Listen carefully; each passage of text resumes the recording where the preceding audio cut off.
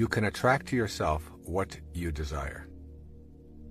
The central notion of manifesting is the understanding that you have within yourself the ability to attract the objects of your desire. Being able to attract your desires may seem more likely when you consider how things move from the world of the formless into the world of the form. In one of the most intriguing sentences in the New Testament, St. Paul addresses this process of creation. He says it this way: "Things which are seen are not made of things which do appear." St. Paul is telling us that the creative energy is neither solid nor restricted. The physical world of form originates in something other than the form itself. St. Paul's words form the basis for my writing about this principle and for several of those to come in this tape. I believe they suggest how energy informs our ability to attract what we desire. St. Paul is giving us a clue about bringing our desires into the world of matter. Energy then becomes a force that we can tap into. In a film about his boyhood, Albert Einstein describes picking up a compass and watching it in fascination as the needle moved when he changed direction. He said that he became obsessed with understanding the invisible force that moved the compass needle. Where was the force located? Who controlled it? Why did it always work? Like magnetism, there is a force that has many characteristics that are quite impossible to detect with our physical senses. We call this force energy. Energy is in all things in our universe and has an impact upon objects around it with something that we describe as the power of attraction. In magnetic fields, we can easily see it at work, yet we're unable to detect the formless energy with our sensory apparatus. The force is there, attracting and repelling, and it is everywhere on our planet. If it is everywhere, then it is also within us. It seems unlikely that our senses will inform us any better than they help us comprehend how a magnetic pole works. We can see the results, but the force itself is always elusive and in motion. The essence of this fourth principle of manifesting is that we can utilize this energy because we are this energy. We can use this universal energy to bring to us objects of our desire because the same energy that is in what we desire is also in us, and vice versa. It is simply a matter of alignment and will that allows us to tap into this force. Bringing things into the physical world is a process that we call creation. What we create involves the use of the same power that is in all that is created. It is only a matter of degree. There's absolutely no difference in the power that brings something from the world of waves into the world of particles and the power that brings your thoughts or mental pictures into form. I encourage you to listen to this again and again and commit it to memory. The world of spirit from which all matter derives and the world of matter comprise one harmonious whole. They are separate but always together, just like the peak of the wave and its base, separate but forming an inseparable whole. Think of manifesting as nothing more than transforming waves of possibility into particles of reality. The transforming process requires energy. This energy is invisible but is always in everything, including us. Your mental pictures are related to this power of attraction. There is a power within you that allows you to form a thought or a picture. This mental picturing power is the energy of attraction that is in all creative processes. It is different in degree, but nevertheless identical with the power of attraction. This power is the very substance of life. You can't see, touch, or hear this power, but it is within you. In using this power, you are not in any way attempting to change or interfere with the laws of nature. You are fulfilling the laws. This undifferentiated power is the basis for the mysterious attraction that draws your desires to you. Think of yourself as a way that God has of particularizing. Then see your ability to formulate mental pictures as the divine creative power energizing through you. Can you see that the same creative energy that particularizes as yourself is what you use to manifest your desires? This power thrives on happiness, love, joy, contentment, and peace. The more blissful and loving you are, the more the divine spirit particularizes within you and the more godlike you become. It is through your thoughts, or how you use your power to create a thought, that all creative energy is attracted to you. If your mental pictures are of being surrounded by things and conditions that you desire, and they are rooted in joy and faith, your creative thoughts will attract these surroundings and conditions into your life. The power to even have a thought is a divine power. With this recognition of its sacredness, you form a vision or a mental picture. Finally, you hold it lovingly in place with the inner knowledge that the God force that brought everything in the universe into existence also created you. The form that this energy will take will be controlled and directed by your will or your mental picturing. It is waiting to take any direction you decide. You impress upon the universal mind the object of your desire, and you calmly and knowingly proceed to act upon that picture, allowing the greater intelligence and your own, which is a part of that greater intelligence, to work through you to produce the results. You abandon all fear and return to the affairs of your life, assured that the necessary conditions will soon come into view or are already there. The key is to repeat the mental pictures until the truth of what you are affirming resonates within you without an ounce of doubt. And there will be times when it appears that it isn't working. If your picture doesn't manifest in the time span that you've designated, relax and retreat to your knowing that it is already in place in the spiritual realm. Time is simply not a recognizing feature of the all-creating wisdom. The world you live in is an intelligent system in which every moving part is coordinated by every other moving part. There's a universal life force that supports and orchestrates everything. It all works together in perfect harmony. You are one of those moving parts. You showed up here in this body that you inhabit, precisely on time. Your body will leave here with the same precision. You're an essential piece of this complex system.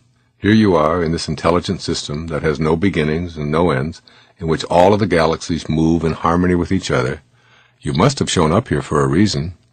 Khalil Gibran said, "When you are born, your work is placed in your heart."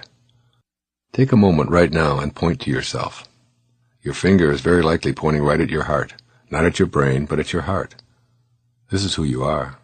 The constant beating of your heart in and out and in, is a symbol of your infinite connection to the always-present heartbeat of God, or the universal intelligence. Your left brain calculates, figures things out, analyzes, and comes up with the most logical choices for you. It thinks, thinks, thinks.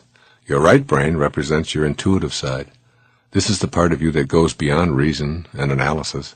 It's the part of you that feels things, that's sensitive to love, that's emotional about what's important to you.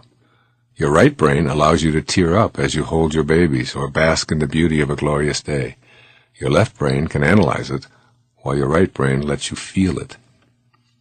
Pick a situation and ask yourself if what you know or what you feel is most important to you. Generally, what you'll take care of first depends on the situation and circumstances you're in. Your intellect can be figuring out exactly how you're supposed to act in a relationship when things are collapsing or when they're rapturous. And then there are times when what you feel will supersede what you know. If you are feeling fearful, scared, lonely, or on the other hand thrilled, loving, and ecstatic, these will be the dominant forces you'll act upon. These are the times when your right brain is right. Your right brain will always lead you passionately to your purpose. Listening to your right brain. There's an intuitive, invisible presence that's always with you. I picture this presence as a nagging little creature who sits on your right shoulder and reminds you when you've lost your sense of purpose. Listen to your invisible companion. Express the music that you hear and ignore what everyone else around you thinks you should be doing. As Thoreau put it, if a man does not keep pace with his companions, perhaps it is because he hears a different drummer. Let him step to the music he hears, however measured or far away. Be willing to accept that others may even see you as having betrayed them, but you haven't betrayed your music, your purpose.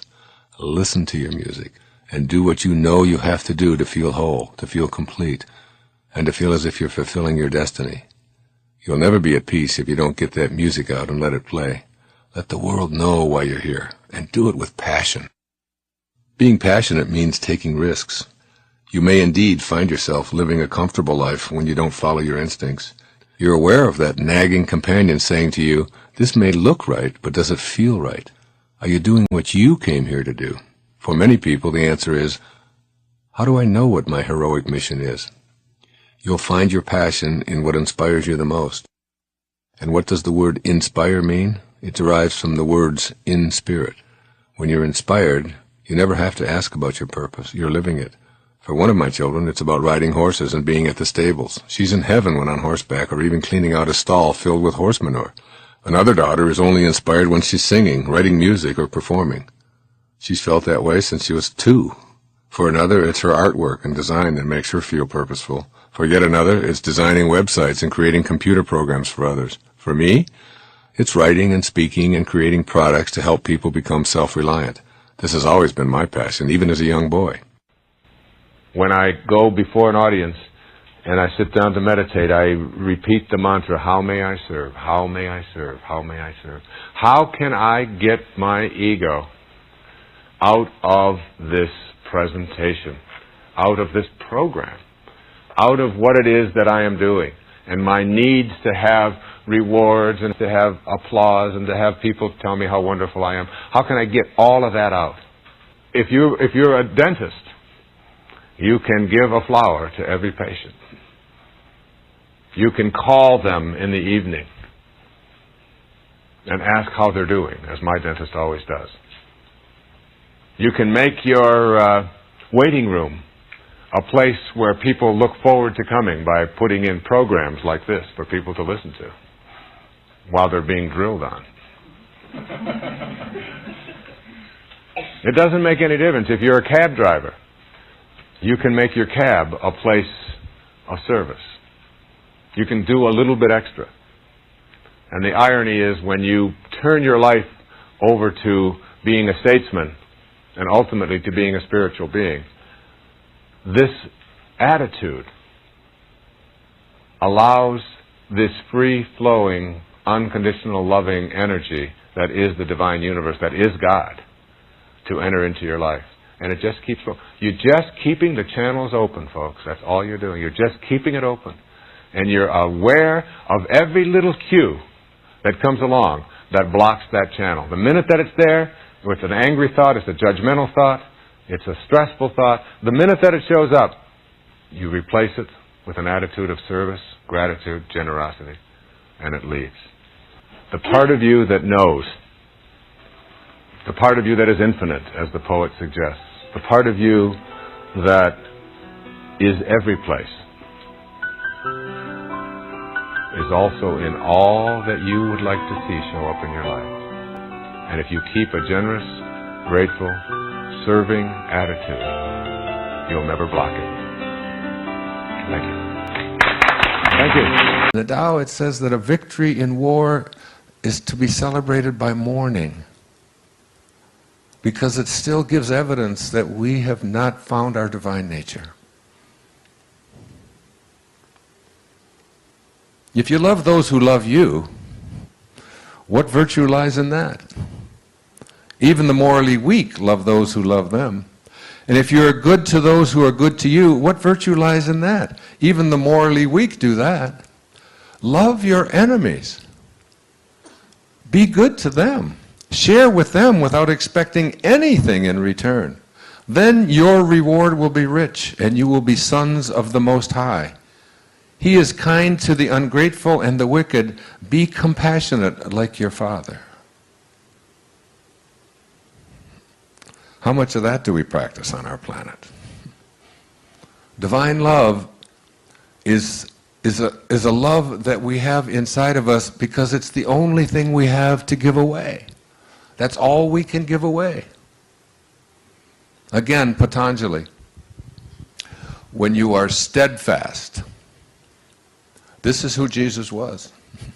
This is who Rumi was. This is who Shams of Tabriz was. This is who Muhammad was. This is who Buddha was. When you are steadfast, which means there's no ego, when you are steadfast in your abstention of thoughts of harm directed towards yourself and others, that all living creatures will cease to feel fear in your presence. That's who St. Francis was. I've been to Assisi, some of you were there with me. How many? Who was there? Look, so many of you were there with us last year, just a year ago, a little over a year ago. Do you remember the lecture in Assisi? When I stood there and St. Francis just entered my body, and literally I just lost it. I couldn't speak for 7, 8 minutes. It was overwhelming, the love. And everyone in the room just stood up and just held their hands out. You can reach this level of consciousness. There's a great Indian poet. His name was Tagore, Rabindranath Tagore. In 1927, he wrote a collection of poetry called the Gitanjali. This is what he said about the ego. I went out alone on my way to my tryst. But who is this me in the dark? I step aside to avoid his presence, but I escape him not. He makes the dust rise from the earth with his swagger. He adds his loud voice to every word I utter. He is my own little self, my Lord. He knows no shame. But I am ashamed to come to thy door in his company. That's the ego. That's the part of us that we have to transcend. That's where we have to go within and recognize who we truly are. And who we are is divine love. When Jesus was asked, who is God? He said, God is love. And he that dwelleth in love dwelleth in me, and I in him. It's just love. That's all Rumi is about. It's about love. It's about love for the beloved, love for the divine, love for that place within us that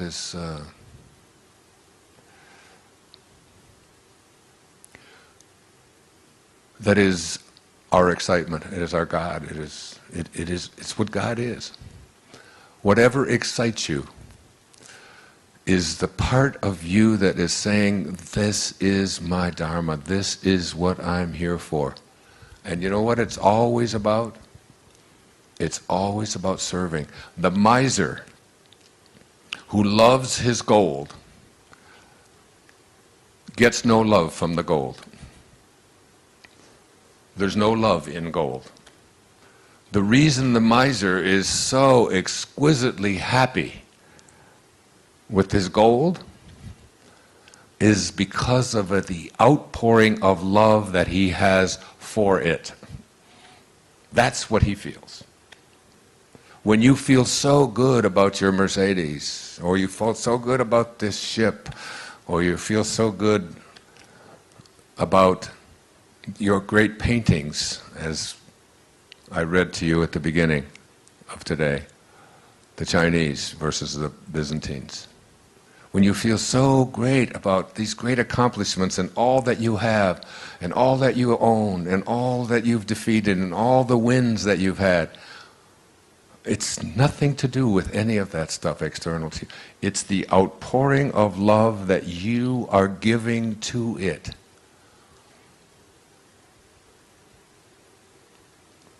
And you can't have love in your life, and you can't give it away unless that's what you have inside. How you process and perceive yourself is determined not by what other people tell you, as much as you'd like to believe that, but in fact by how you have chosen to process yourself. And what you want to learn how to do right off the bat, at the very beginning, is to understand that disliking yourself, or experiencing self-rejection, or putting yourself down, or finding fault with yourself, or looking at your body and telling yourself all the things about it that you don't like, Like you may be too tall. You might tell yourself that you're too short. You might tell yourself that you're too heavy, that you're too light, that you're any number of things. And you can go through every organ in your body.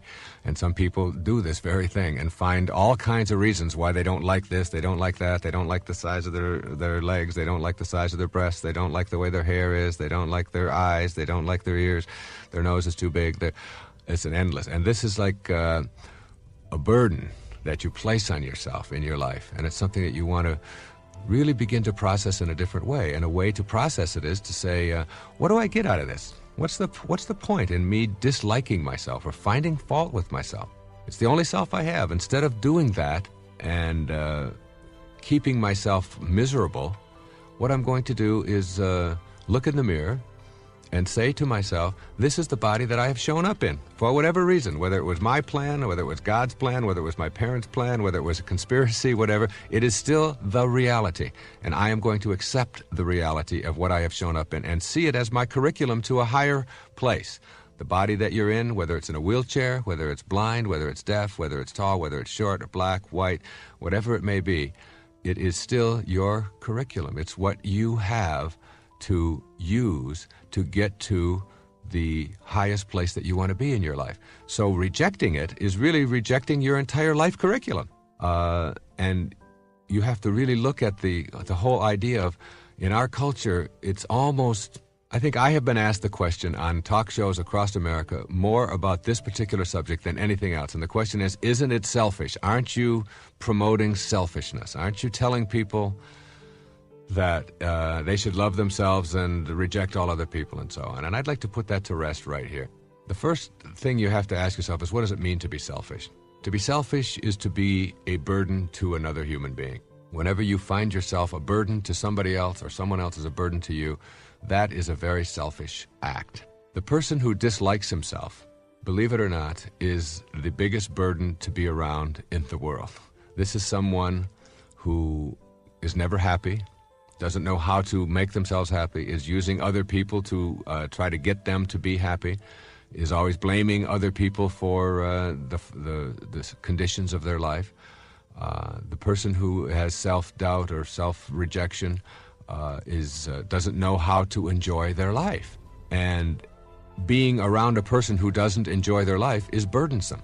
The person who does love themselves, who feels good about themselves, who, if you ask the question, do you love yourself, there's not even an issue there. There's not even a question involved. It's simply, of course I do. This is me. This is all I have. Of course I love myself. Why wouldn't I? Why would I ever put myself down? It has nothing to do with being conceited or finding fault with other people or making yourself better than anybody else. It has nothing to do with that. It has to do with the simple notion that in order for me to be happy, I have to love myself. In order to be able to be free from being a burden to somebody else, I have to know how to enjoy my life. If I know how to enjoy my life, it means that I am loving the life that I'm having, and that means I'm loving the body that I'm in. I'm loving the self that I am.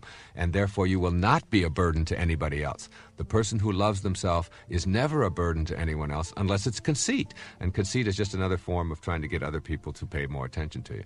But if it's just authentic self-acceptance, then it is the most important thing that you can do. And in raising children, nothing is more important in the whole educational environment than self-concept, self-esteem. This is what we're trying to teach all the time to young people, is feel good about yourself. Treat yourself, cherish yourself as a valuable, important, significant, grand, divine creature, as someone who is unique and special in all the world. And feel that way about yourself wherever you go and carry yourself that way. So you have to say to yourself, they didn't do it to me. I allowed it to happen. And I am no longer willing to allow myself to be immobilized by the rejection that other people or other events or other institutions or whatever it may be may have attempted to impose on me. So what you want to do at this point is if you can see that there are areas of your life in which you are self-rejecting, and identify them and make a commitment to changing them, then you can come up with some specific things that you can do about it. You can begin to discipline yourself to select new responses to others' attempts at making you feel good. When someone says to you, gee, you look really nice today, you can practice, instead of that immediate self-rejecting kind of, oh, it really isn't me, or this is my hairdresser, or whatever, you can just, a very simple thank you, or it's nice to know that you appreciate me. Just, even if you don't mean it. I mean, sometimes you have to fake it, but faking it is all right, as long as you are practicing a kind of, hey, if someone says to me I look nice, or that I smell good, or that I look nice in this outfit, or that I look younger than I am, or whatever, I'm entitled to that. I'm entitled to a compliment. I'm worth that. You can practice saying things like, I love you, and check out when someone says that back to you, how do you react to that? What is your reaction to that? And accept the I love yous and the caresses and the affection that other people are directing at you as something that is directed towards someone who deserves that, rather than always doubting it and saying, oh, I wonder if he really does that, or I wonder if she really means it, or and all of the doubting kind of things. Of course you would love me. Your attitude, your inner conversation goes, of course you would love me. I'm worth being loved. I'm a valuable person. A lot of people think that other things make them the way they are. They will blame their past, they'll blame their parents, they'll blame the economy, they'll blame the Ayatollah, they'll blame somebody for things that are going wrong in their life. And one of the favorite things that we have to blame for why I'm upset at a particular moment is something called traffic. Traffic made me upset. And I've always reminded myself when I'm in a jam or when I'm on the freeway and I'm trying to get someplace, that traffic doesn't care. That you have within you the opportunity in this moment to really work on these things that are perhaps debilitating or creating anxiety or stress in your life. That these are tests, these are opportunities for you. Traffic doesn't care.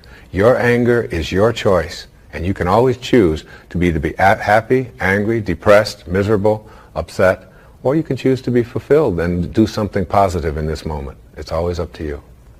And if you can just give up your personal history, just let the whole thing go, and pay attention. And when I thought about that yesterday, I went for a swim, and which I do every day. But it was after doing this seminar with Eckhart, and I noticed that I was more in the moment in that swim than any swim I've done in the last several years. And I swim virtually every single day at sunset for about an hour.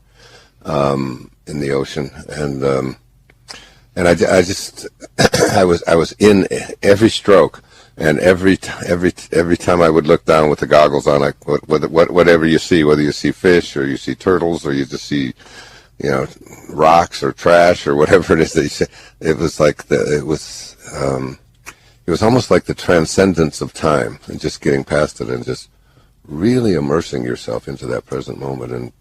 And the second thing, of course, is in addition to paying attention, because as you pay attention, I mean, as I was swimming and I would look up, I've done this same route for years and years on Kaanapali Beach here in Maui. I would look up and there was a tree, and I noticed there was a tree next to a building there that in probably 10 years of swimming, I've never seen that tree before. And I must have walked by it 10,000 times if I've not walked by it once. But I really never noticed and I just, as I was swimming, I stopped swimming for a moment, and I just became like one with this tree. And it's like, it was such a whole new experience. It was really very, very beautiful. And then the other thing is to be astonished, to just stay in that state of being bewildered. Like Rumi said, sell your cleverness and purchase bewilderment. Just to be astonished at every breath you take. Be astonished at who you are, and that you're even alive, that you were ever born, and that you're not this body that you're in, and that you're this invisibleness. And be astonished by the cloud formations and the little bugs and the spiders and the sand and virtually everything. I had a great teacher that came into my life through his writing. His name was Nisargadatta Maharaj. Lived in India up until the mid-1980s. And he wrote something called I Am That, which was very powerful and influential in my life. And one of the things that he talked about when he was asked the question, what's the difference between, say, a saint or a highly functioning human being, a spiritual master, a spiritual teacher, and the rest of us, is that they have unconditional love in them and you don't, or we don't? And he said, no. He said, saints have unconditional love in them, and so do you. He said the difference between ordinary human awareness and higher awareness people is that they have nothing else inside of them. That's all they have. And it's almost like we have to learn how to get that in ourselves. To be able to, well, I always like to use a metaphor of an orange. I love the orange. Perhaps living in Florida is why, but an orange is a simple metaphor. You take this orange and you squeeze it as hard as you can squeeze it, and you ask yourself, what will come out? And what comes out when you squeeze an orange? Orange juice. Never, no matter how many times you squeeze it, will apple juice come out. There's no mistakes. You'll never get grapefruit juice out of this thing, ever. The only thing you'll ever get out of it is orange juice. And the next question is why? Why when you squeeze an orange, as hard as you can squeeze it, does orange juice come out? And I asked that question up in Toronto one time. There was a little girl sitting right in the front row. She said, that's dumb. She said, that's what's inside. It has to come out. I said, well, that's the answer. You are really smart. And she smiled. She thought that was great. But that's the truth. The reason that orange juice comes out when you squeeze it is because that's what's inside. Now you extend the metaphor and someone squeezes you. That is, someone says something about you that you don't like. Someone behaves towards you in a way that you find offensive. Somebody does something or says something to you that you feel hurt by. And out of you comes anger, hatred, bitterness, tension, fear, anxiety, stress. And immediately you say, the reason that comes out of me is because of how he said it, or the way that she said that, or because they did that. But the truth is, the reality is, that what comes out is what's inside. And if you don't like what's inside, you can change it. Now, if you ask me, how does orange juice get inside of an orange? I would say, I don't know. I can't figure it out. It's a mystery to me. I just enjoy the oranges of my life and give God the credit for that.